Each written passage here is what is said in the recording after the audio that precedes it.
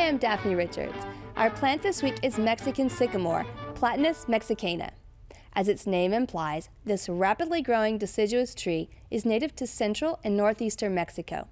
It has very large, beautiful, maple-shaped, bright green leaves with soft white, fuzzy undersides. But probably the most stunning quality about this tree is its bark, a living work of art that gets more beautiful and intricate with age. Mexican sycamore trees can get up to 80 feet tall in their natural environment, but in most home landscapes, they only reach to a height of about 50, with a canopy spread of 30 to 40 feet wide. Mexican sycamores are very drought tolerant once established, but they'll perform much better if given plenty of irrigation for about the first 3 years after planting.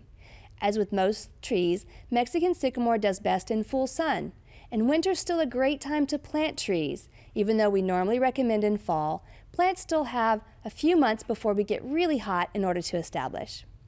Our question this week is, why should horticultural oils be applied to trees in winter but aren't recommended for other times of year? Horticultural oils, also known as dormant oils, are used to treat insect and disease pests. They're generally petroleum-based products that serve to suffocate pests by coating their bodies with oil. In winter, most plants are dormant and often leafless, which is more important because, like the insects that feed on them, plants have pores too, and they need to breathe in order to survive. If applied when temps are warm and your plants are actively growing, horticultural oils can actually damage your plants as well as the pests you're trying to kill.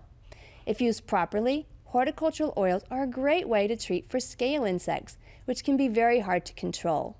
If used in spring, that's still not too late for horticultural oils, you can also treat for aphids and whiteflies. Our viewer picture goes to Nelwyn from Bartlett for what we think just might be the first bluebonnet of the season. This little guy first started blooming in September. It took a little break and then went back into high gear among oxblood lily foliage. At last report, this determined plant was still blooming in late December. And Nelwyn's brother Kirk in Killeen has early bird Indian paintbrush that started up in November.